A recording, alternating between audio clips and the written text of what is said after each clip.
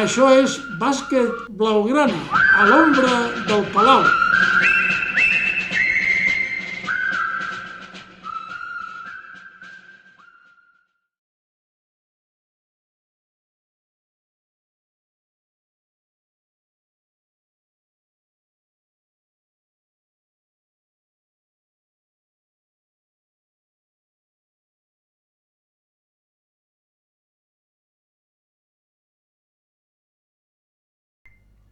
Hola a tothom, em dic Ramon Serra, soc periodista jubilat però no retirat. La meva passió ha estat sempre el Barça de bàsquet. I ara que tinc una mica de temps, doncs intentaré fer de tant en tant, si pot ser cada setmana, algun vídeo d'aquests relacionat amb l'actualitat del nostre equip. De moment estic en període de proves. I per no fer-me pesat i un rotllo, doncs anem a examinar 5 pinzellades de l'actualitat del nostre equip. Jo dic a l'ombra del Palau perquè estic parlant des de la tribuna, de la grada estant, i per tant doncs, arbitraré una mica l'actualitat del nostre equip. Sense perdre més temps, doncs comencem. Salt! La primera acció de l'àrbitre d'avui doncs, serà assenyalar una tècnica desqualificant a la directiva del Barça que ha abandonat totalment la secció de bàsquet a la seva sort. Algú em dirà que el Barça té un pressupost molt gran pel que fa al bàsquet, és cert, però a vegades no solament ells tenir molts diners, sinó saber com gastar-los. I el Barça de bàsquet doncs, va començar la temporada, o la pretemporada, malament, gastant-se 400.000 euros per Núñez, el base del qual el Madrid tenia els seus drets. Per què? Perquè simplement és o serà el gendre d'en Navarro. I per tant aviat tindrem la família Núñez i Navarro en versió del bàsquet. Els interessos de la família han anat davant dels interessos del club. Doncs és així de clar. Perquè a més Núñez és bon bàsquet? Sí, però no tira. No és un bon tirador, com no és Satoransky el base en teoria titular. I el Barça ha anat coix tota la temporada d'això i se n'han aprofitat els nostres adversaris. Per tant, em sembla doncs, que ha estat això un desastre. Tampoc es pot dir que el que haver signat Peñarroya per 2 temporades hagi estat un èxit prou galdós, perquè amb una sola temporada n'hi havia prou. Per què 2 temporades quan Peñarroya era un entrenador que era a l'atur? Qui és que m'ho pot explicar? Tampoc s'ha fet grans coses pel que fa a incrementar la publicitat doncs, a la pista, a la venda de les samarretes del Barça en temps normal, no ja quan és començada la temporada. Tampoc el senyor Cubells ha assistit a reunions de l'Eurolliga importants, ho ha deixat abans del Madrid. Aquest senyor Cubells, que teòricament és el president de la secció de bàsquet, doncs que se'n va amb el futbol a Dubai, a Sevilla o la Rua de l'altre dia, en lloc de ser amb l'equip allà a Mònaco, a Girona o a Vitòria, que és on jugava les Garrofes l'equip de bàsquet. Per tant, l'actuació del senyor Cubells és impresentable. Per tot ells, una tècnica desqualificant. En segon lloc, podem parlar del temps mort. Sí, temps mort, doncs que en aquest cas podria relacionar-se amb un fet no relacionat precisament a la pista. Es tracta d'un documental que ha sortit amb aquest mateix títol, Temps mort, dedicat a l'exjugador Charles Thomas, un jugador que va ser dels nostres entre l'any 70 i 80 aproximadament, un gran jugador, un jugador estranger de primera qualitat, però que va haver de plegar pràcticament perquè un jugador del Madrid, no recordo ara el nom, en un partit li va caure a sobre i li va trencar els genolls. Sí, li va trencar els genolls. Per tant, com podeu veure, doncs és una cosa bastant greu.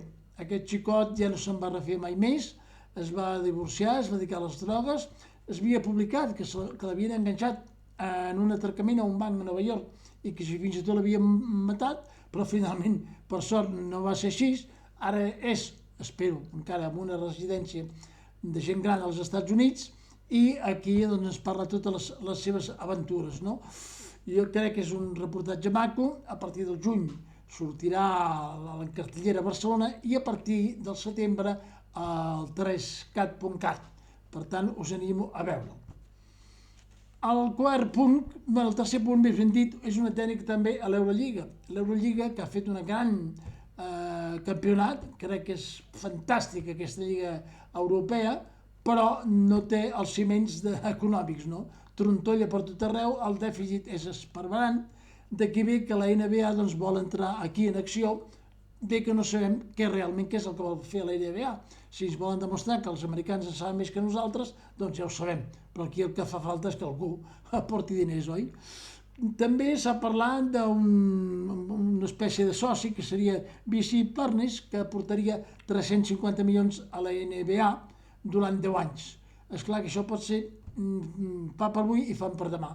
El Barça i el Madrid no ho veuen clar, no han signat aquest acord perquè estan pendents del que faci la NBA. En tot cas, la NBA començaria el campionat a partir de l'any 27. Mentrestant, aquest any encara hi haurà més partits, amb el València, amb el Hapoel i amb un equip de Dubai. Això vol dir que pràcticament hi haurà 2 partits per setmana i això pràcticament vol dir que el nombre de lesions s'augmentarà, perquè això és una explotació indeguda dels jugadors i també es fa perdre el seguiment, perquè has d'estar molt alerta per no perdre't algun partit, alguna jornada, i això, francament, és molt difícil de seguir. Per tant, jo penso que l'Eurolliga vol aquí explotar tota la cosa, treure suc d'aquest llimó i d'aquesta llimona i serà massa. O sigui que hem d'anar en compte a veure què és el que pugui passar. El quart punt en dic el challenge, o sigui aquesta revisió que demanen els entrenadors i que jo també la demanaria ara per veure com es planifica el Barça del futur.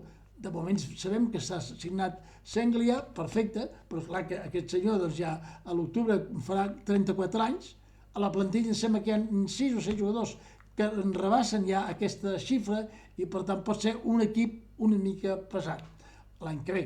En tot cas, estarem atents al que pugui passar. La clau d'aquí és el senyor Billy Hernán Gómez, que no se'n vol anar. El Barça ja sabem que volia que marxés, que fotés el camp per un rendiment molt dolent al llarg de la temporada, per bé que en aquests últims partits sembla que s'ha corregit una mica. Ara, torno a dir, els directrius són no hi haurà ni un sol duro pel nou pivot fins que o en Billy continuï, amb la qual s'haurà acabat el diner pel pivot, o bé que se'n vagi, cosa que no vol fer, perquè aquí té la seva xicota i està molt bé. O sigui que haurem d'estar pendent del que passi amb aquests senyors, a part que l'any que ve doncs, l'equip serà una mica més jove en la segona part, no? Faran costat els veterans amb Raúl Villar, Grusic, Keita, Butalleves, no? I veurem què és el que passarà amb Dabone, aquest fenomen de 14 anys, l'Emil del bàsquet. El que passa que aquest senyor suposo que el passarà com els altres companys que s'han anat als Estats Units, tan bon punt han pogut marxar, ja que les lligues universitàries ara es dediquen a pagar i cobren molt més a la lliga universitària que no pas qualsevol gran professional a les lligues d'Europa. Per tant, aquesta és una batalla perduda. En fi, veurem què passarà. I finalment, doncs, el 5è punt d'arbitratge seria els 24 segons. Tenim 24 segons i aquests els dedico especialment als joves, als quals m'agradaria doncs, que continueu aquesta tasca a favor del bàsquet i també a veure si us animeu a fer també vídeos en català.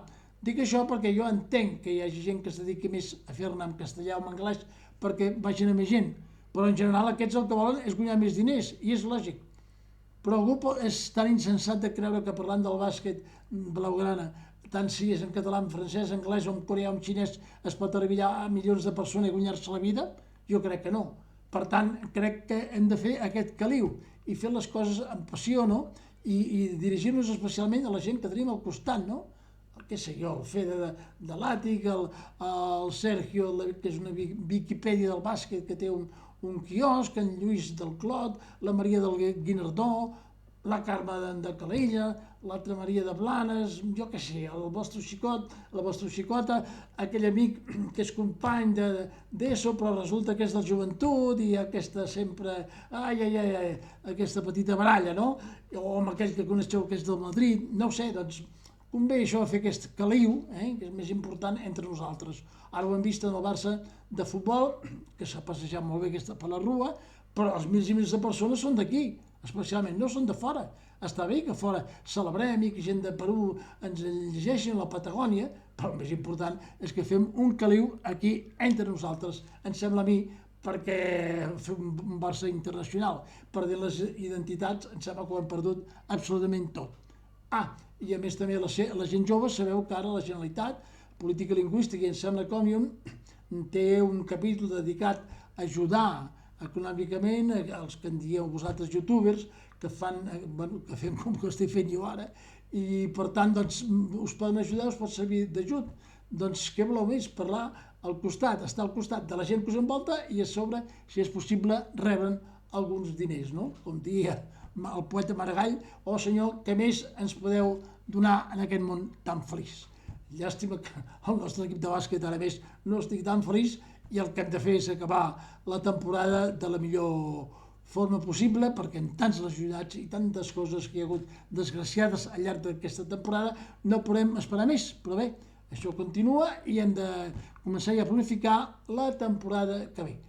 Mentrestant, doncs, gràcies per la vostra atenció, espero ja estar amb vosaltres ben aviat i, com diem sempre, ahir, avui i sempre, visca el Barça!